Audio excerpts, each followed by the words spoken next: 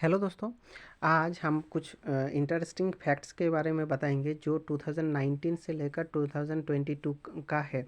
सेबी ने recently declare किया कि फ्यूचर एंड ऑप्शन ट्रेडिंग का जो घाटा है या प्रॉफिट है जो वाला है, तो यहाँ पर दिखाया जाता है 98% यहाँ पर ट्रेडर्स लूज़ करता है। इसका मतलब है only 10% are making money.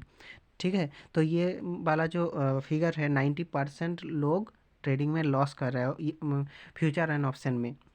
Even 28% is paying different charges on loss trade. तो इसका मतलब है अगर किसी को 20,000 का लॉस हुआ है, ठीक है, तो उसमें से ही उसको ब्रोकरेज और अलग जो चार्जेस होता है उसका उसका भी पे करना पड़ा है। अगर आपको 100 रुपये 100 रुपये का भी लॉस हुआ है तो उसमें से ही और भी 28 रुपीज़ का आपको ब्रोकरेज देना पड़ रहा है। तो इसका मतलब है आपको 128 रुपीज़ का यहाँ पर घटा हुआ रहा।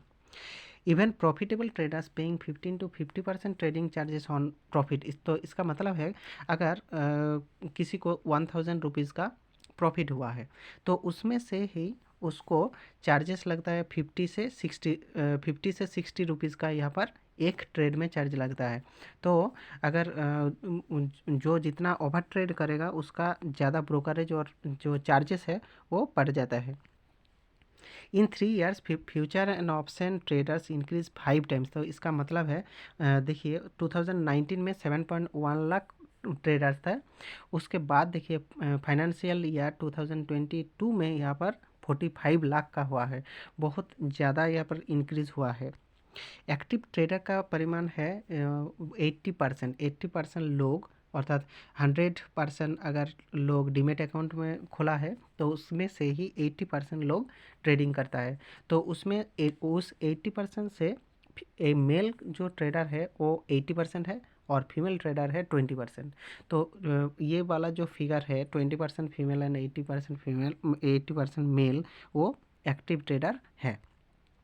90% यहाँ पर देखिए 90% future and option traders lose 1.25 lakh in average. तो इसका मतलब है अगर कोई ट्रेडर जो एवरेज लॉस करता है तो उसका 1.2 लाख इन एवरेज है। तो इसका मतलब है कोई भी 10 लाख भी कर रहा है, कोई भी 1,000 भी कर रहा है, तो इसका जो एवरेज है तो उसका एवरेज निकल कर आता है 1.25 लाख।